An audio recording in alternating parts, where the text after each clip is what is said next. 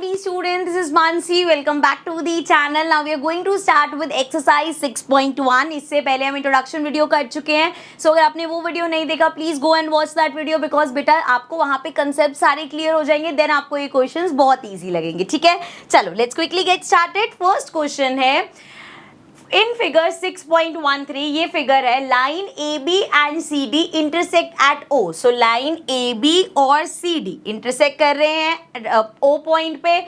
उसके बाद बोला है if angle A O C plus B O E. Angle A O C मतलब हमारा ये वाला angle and B O E मतलब हमारा ये वाला एंगल. ये दोनों एंगल्स का सम है 70 डिग्री. ठीक है, एंड बी ओ डी ये वाला एंगल है हमारा, बी ओ डी है 40 डिग्री. ठीक है, सो ये हमें गिवन है 40 डिग्री. ठीक है, find angle B O E. So B O E ये वाला एंगल निकालना है हमें. And reflex C O E. Reflex C O E का क्या मतलब है, जैसे ये सी ओ ई ये वाला एंगल है सी ओ ई, तो मतलब इसका पूरा उल्टा ये रिवर्स हमें निकालना है. ठीक है, थोड़ा सा लग रहा है देख के कि यार ये क्या आ गया एकदम से, बट डरने की जरूरत नहीं है. इसको पता क्या करेंगे हम, सबसे पहले तो इनकी नेमिंग कर लेते, क्योंकि मैं बार बार ऐसे सी ओ ई ए ओ ई ये सब बोलूंगी तो कंफ्यूजिंग सा लगेगा.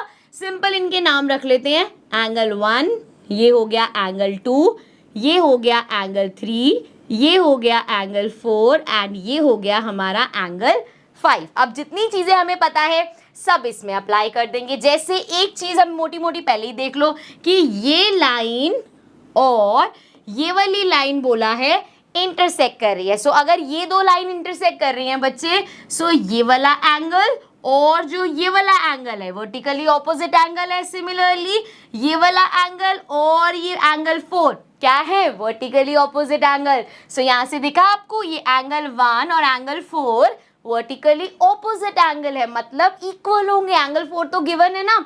चलो पहले लिखते हैं क्या क्या गिवन है. ठीक है, सो क्या क्या गिवन है वो लिखते हैं. देखो अभी फर्स्ट क्वेश्चन है, मैं नहीं चाहती कि चैप्टर का इंप्रेशन ऐसे पड़े कि बड़ा मुश्किल से चैप्टर है, बहुत इजी है, इसलिए सब चीजें लिखते हुए चलेंगे ताकि आपको भी इजी लगे. देखो गिवन क्या है, हमें गिवन है angle A O C. So A O C मतलब angle 1 plus B O E angle 3. So angle 1 plus angle 3 equal to कितना गिवन है, 70 डिग्री है. एंड हमें बोला है एंगल बी ओ डी मतलब बी ओ डी एंगल 4 जो है, एंगल 4 इक्वल है 40 डिग्री के. ठीक है, यहाँ तक तो कोई दिक्कत नहीं है, जो चीज़ें गिवन है वही लिखी है. अब हमने पहली चीज में जो दिमाग लगाया है वो ये लगाया कि एंगल 1 और एंगल 4 इक्वल है. सो यहाँ से मैं कह सकती हूँ angle 1 is equal to angle 4 क्योंकि they are vertically opposite angles. और हमें पता है भाई वर्टिकली ऑपोजिट एंगल्स तो इक्वल होते हैं. So that means angle 1 angle 4 के इक्वल हो गया. अब भाई एंगल 1 और एंगल 4 इक्वल है तो एंगल 1 भी हमारा 40 डिग्री का हो गया. ठीक है, अब एक बार एक चीज और देख लेते हैं कि हमें क्वेश्चन में निकालना क्या है. हमें निकालना है एंगल बी ओ ई मतलब आपको फाइंड करना है एंगल 3 और रिफ्लेक्स सी ओ ई. सो सी ओ ई आप बोल सकते हो एंगल 2 का रिफ्लेक्स निकालना है. तो दो तरीके हैं, या तो एंगल 2 निकाल लो 360 में से माइनस कर दो, या angle 1 plus angle 5 plus angle 4 plus angle 3 ये निकाल दो. एक ही बात है, दोनों में से जो सही लगे. ठीक है, चलो अब स्टार्ट करते हैं. एंगल 3 निकालना बहुत ईजी है क्योंकि एंगल 140 है, 1 और 3 मिलके 70 है. सो यहाँ पर लिखते हैं angle 1 plus angle 3 equals to 70 degree. ये हमें क्वेश्चन में गिवन है. सो यहाँ पे एंगल 1 हमें पता चल गया भाई 40 डिग्री है, plus angle 3 equals to 70 degree हो गया. तो एंगल 3 हो जाएगा 70 माइनस 40. इसको ऊपर कर लेते हैं.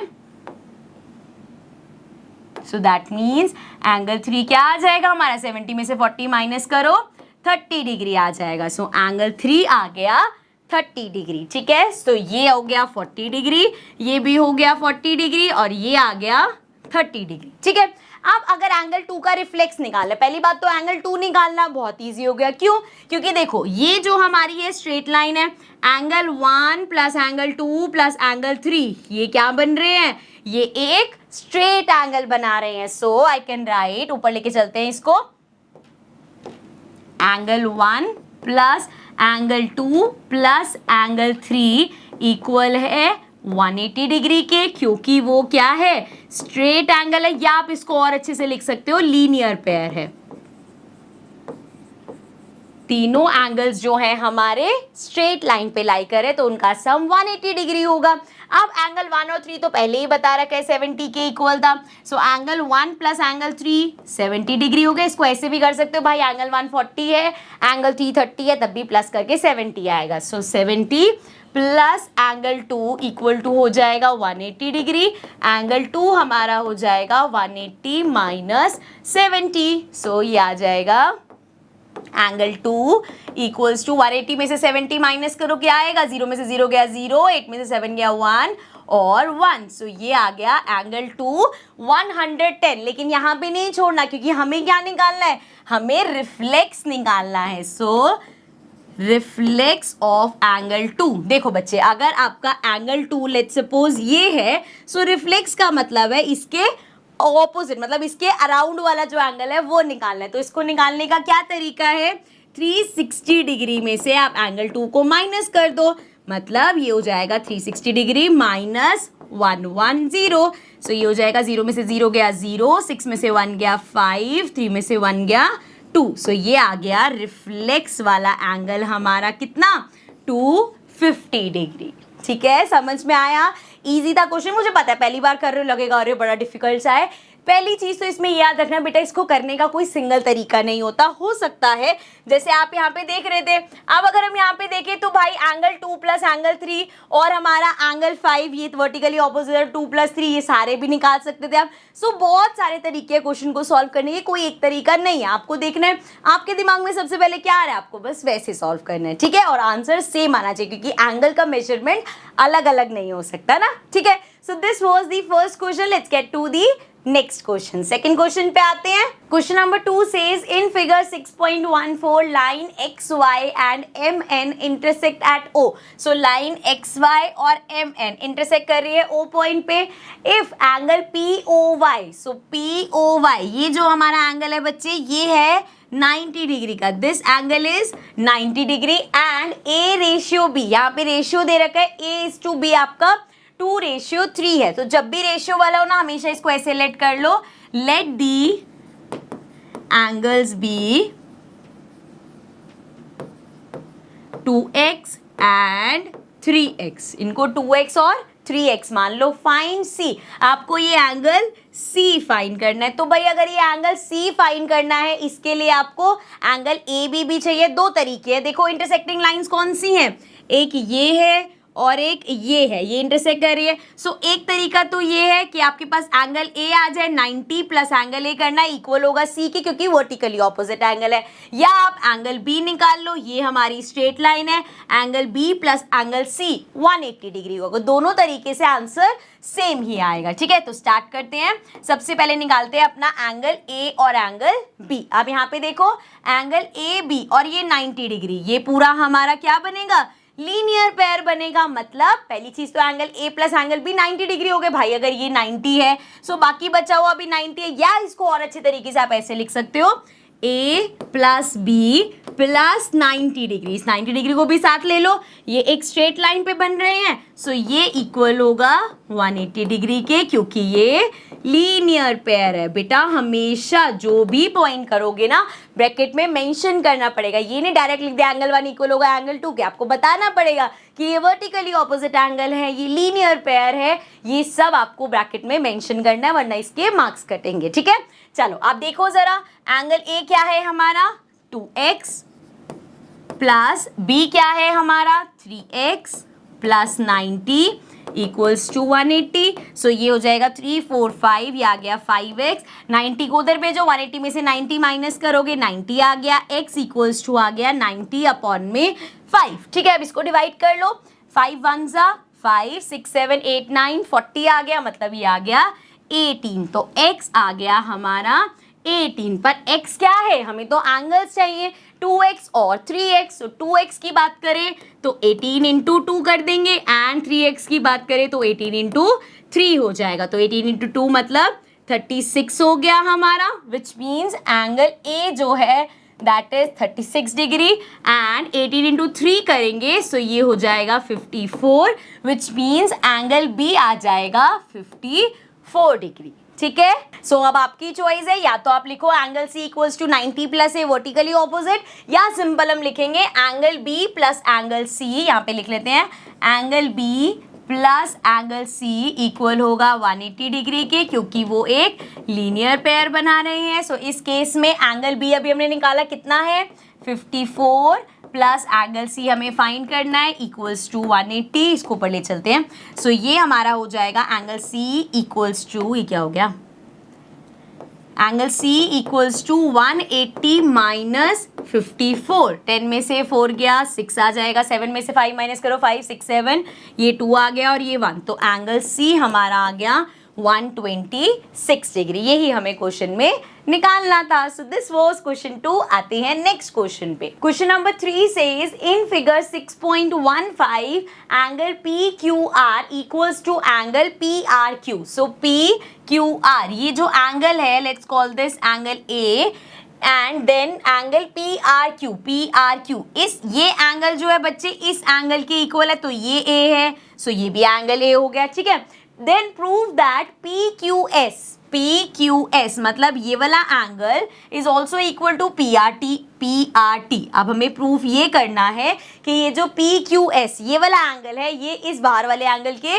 इक्वल होगा। इसको प्रूफ कैसे करेंगे ना, देखो हम यहाँ पे, चलो मैं नाम दे देती हूँ, let's call this angle 1 and नहीं चलो नाम नहीं देते इस बार, वरना ना वो फिर वैसे रहेगा, एक्स नाम दे दो इसको, या चलो कोई भी नाम लिखते बस लिखेंगे पी क्यू एस। ठीक है, सो यहाँ पे मुझे पता है एंगल पी क्यू एस बोल रही हूँ, मतलब मैं बाहर वाले की बात कर रही हूँ, प्लस ए प्लस इस वाले एंगल को करेंगे तो ये इक्वल होगा 180 डिग्री के, क्योंकि क्या बना रहा है, ये दोनों एंगल्स मिलके तो एक लीनियर पेयर बना रहे हैं ना बेटा। सो ब्रैकेट में लिख भी देंगे लीनियर पेयर। ठीक है, सो पी क्यू एस और प्लस एंगल ए बना रहा है 180, मतलब लीनियर पेयर बना रहा है।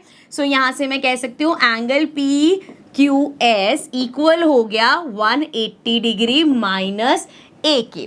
ठीक है, नेक्स्ट सेकंड देखें, सो भाई ये भी 180 डिग्री का बना रहा है, ये भी तो हमारा लीनियर पेयर बना रहा है, तो यहाँ मैं लिख सकती हूँ P R T angle P R T plus ये भी ए है, सो प्लस ए इक्वल होगा 180 डिग्री के, क्योंकि ये भी भैया हमारे लीनियर पेयर है। सो ये भी लीनियर पेयर है, यहाँ से मैं लिख सकती हूँ angle P R T equals to 180 minus A.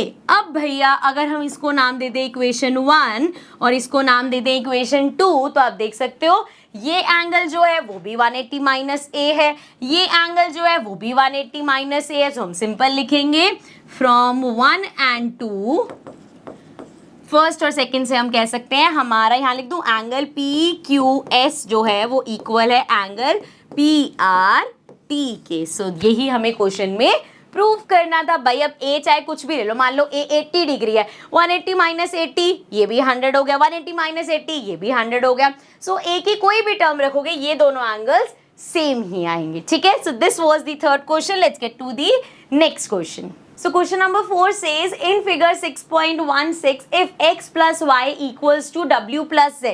So यहाँ पे उन्होंने बोला angle x plus angle y equal है angle w plus angle z के। सो ये इक्वल गिवन है।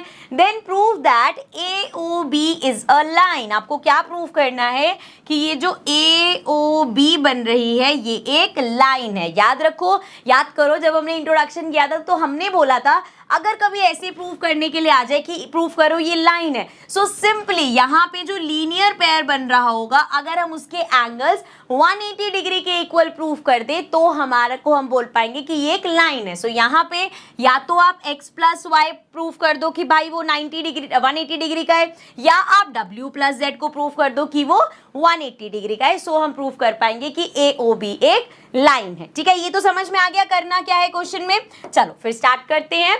सबसे पहले यहाँ पे लेट्स टेक, अगर मैं इन सारे एंगल्स को प्लस कर दूं तो ये देखो भाई ये सारे एंगल्स मिलके क्या बना रहे हैं, एक कंप्लीट एंगल बना रहे हैं। So I can write x plus Y plus w plus z equals to 360 degree. और क्यों इक्वल होगा 360 डिग्री के, क्योंकि ये एक कंप्लीट एंगल बना रहे हैं। क्या बना रहे हैं? ये एक कंप्लीट एंगल बना रहे हैं। कंप्लीट एंगल हमारा 360 डिग्री का होता है। ठीक है, अब देखो जरा यहाँ पे अब हमें क्या देखना है कि ये जो x प्लस वाई है और w प्लस जेड है ये तो आपस में इक्वल है, तो इसको मैं लिख सकती हूँ twice of x plus Y.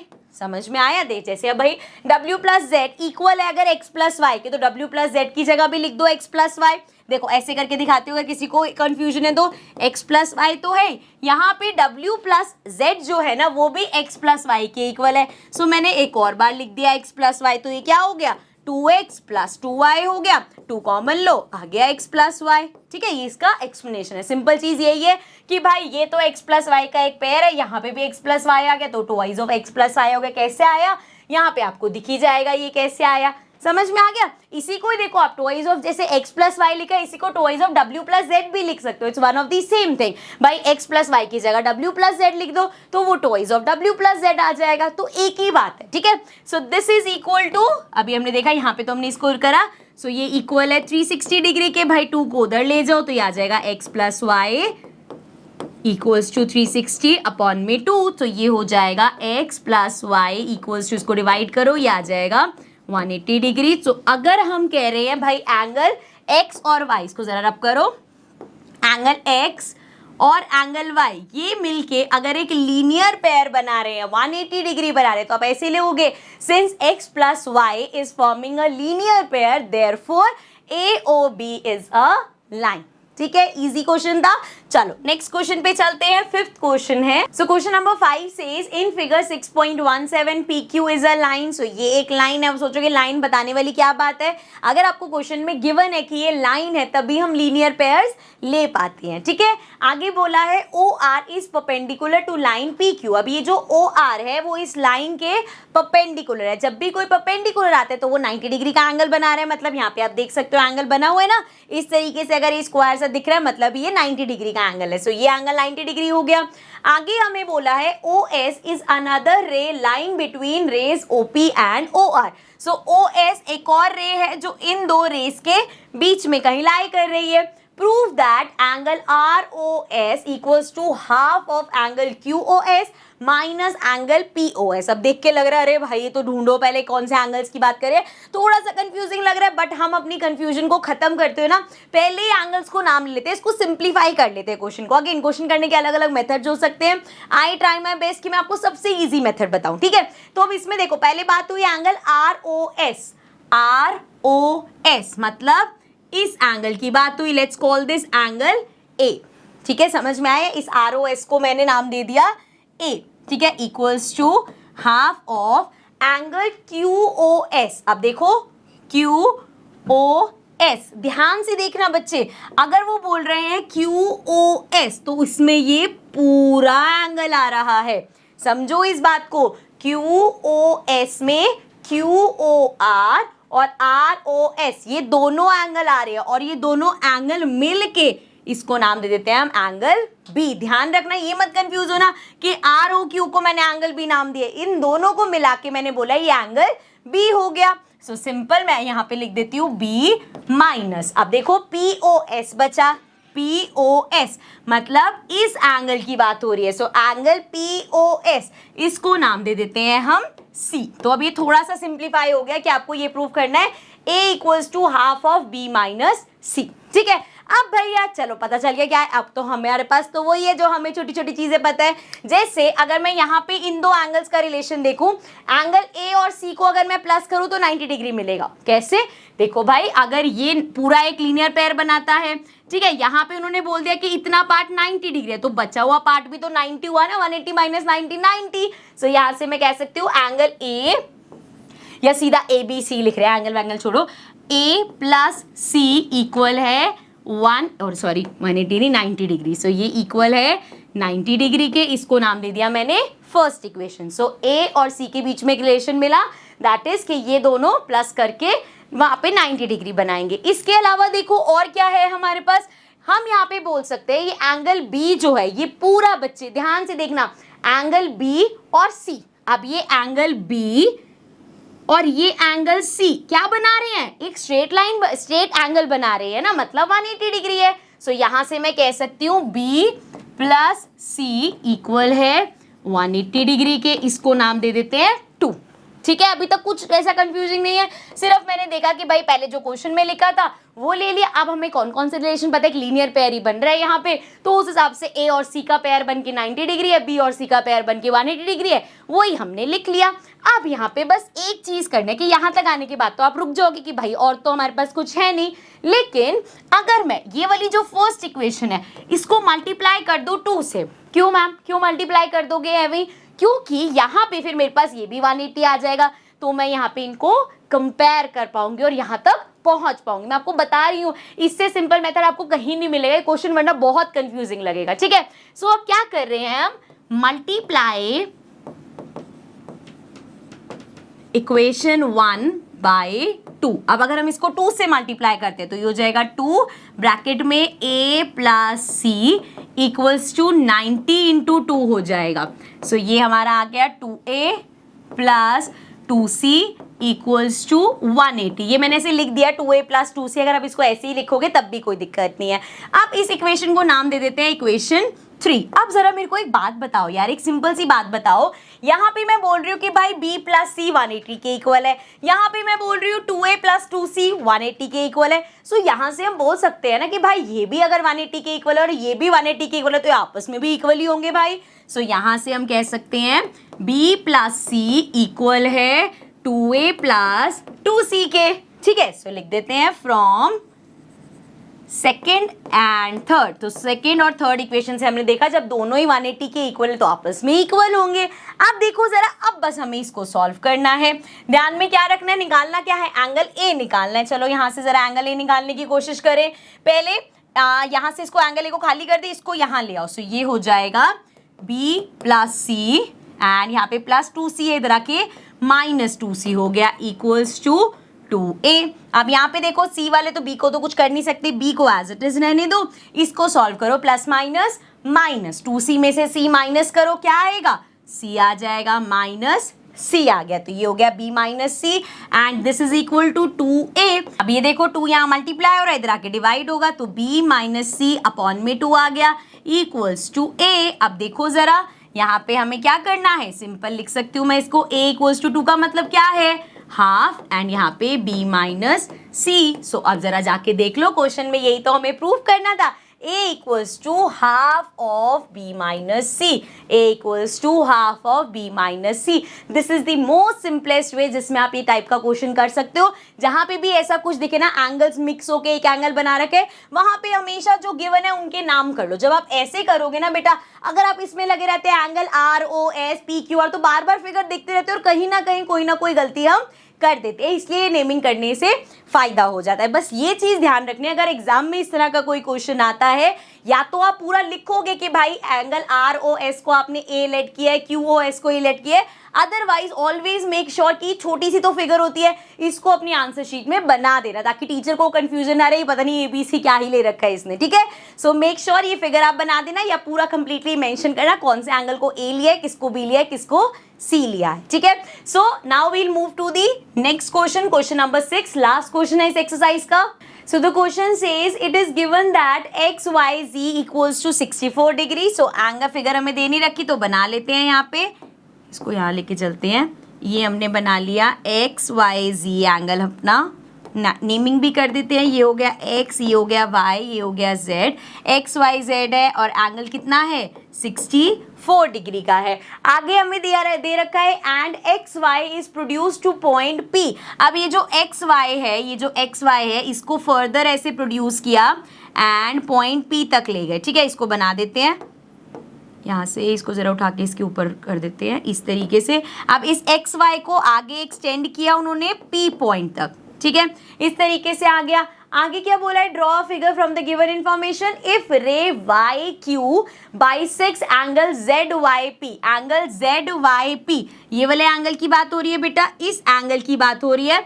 और बोला है एक रे बनानी है हमें वाई से जो इस एंगल को बाइसेक्ट करेगी। बाइसेक्ट करने का क्या मतलब है, दो इक्वल पार्ट्स में डिवाइड करते हैं। इसका मतलब ये है बेटा कि अगर जैसे ये वाला एंगल आपका x है तो ये वाला एंगल भी x हो जाएगा, y लिख रही थी मैं। बाइसेक्ट का मतलब है दोनों इक्वल पार्ट्स में डिवाइड किया। अच्छा एक चीज और देखना, जैसे फिगर ऐसे बनी है, अब मान लो भाई आपने अगर इसको ऐसे बना दो, जैसे मैंने एंगल बनाया एक्स वाई जी, मान लो आपने नेमिंग ऐसे करी होती एक्स वाई जी, ठीक है, तो आप एक्स वाई को एक्सटेंड करते यहाँ पी पॉइंट तक, तो ये पी हो जाता है एंड यहाँ पे बनता है इसका बाइसेक्टर। सो भाई फिगर ऐसे बनाओ it's one of the same thing. ये मत सोचना कि अरे हमारी फिगर तो ऐसे बन रही थी, मैम ने ऐसे बना दी, किसका गलत है, ठीक है। सो दोनों तरीके से हो सकता है, मेन है कि एंगल्स की नेमिंग जो करी है वो ठीक करी हो, ठीक है। चलो भाई यहां तक हो गया। अब देखो क्वेश्चन में निकालना क्या क्या है, हमें निकालना है find X Y Q, X Y and Q. इस पॉइंट को जरा नाम दे देते हैं, ये हमारा पॉइंट हो गया क्यू।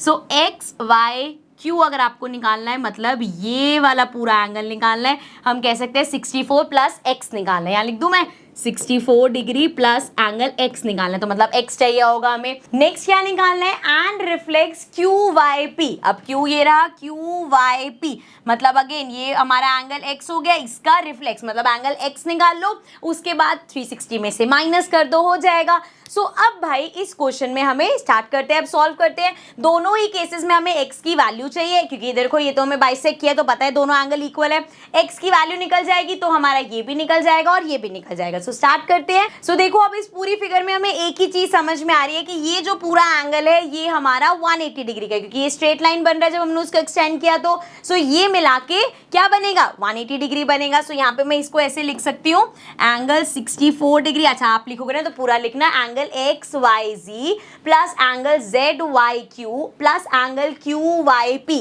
तीनों मिलके 180 डिग्री बना रहे हैं, क्योंकि वो एक लीनियर पेयर है, ठीक है। यहाँ मैं डायरेक्ट लिख रही हूँ 64 प्लस एक्स प्लस एक्स, ये भी आपको मेंशन करना पड़ेगा। दोनों एंगल्स को एक्स क्यों लिया है, क्योंकि भाई ये इसका बाइसेक्टर था, दोनों एंगल्स को इक्वल पार्ट्स में इसने डिवाइड कर दिया। सो ये हो गया X plus X and equals to 180 degree, reason है लीनियर पेयर। एंड अब देखो ये हो जाएगा 64 plus X is 2x equals to 180 degree, ये हो जाएगा 2x इक्वल्स टू 180 माइनस 64। सो 10 में से 4 माइनस करेंगे, यहाँ पे 6 आ जाएगा, ये बचा 7, 7 में से 6 गया 1 एंड यहाँ पे आ गया 1। सो x हमारा आ गया 116 अपॉन में 2। सो x की वैल्यू आ जाएगी, इसको जरा कट कर लो, ये आ जाएगा 5 ज़ा 10, 8 ज़ा 16।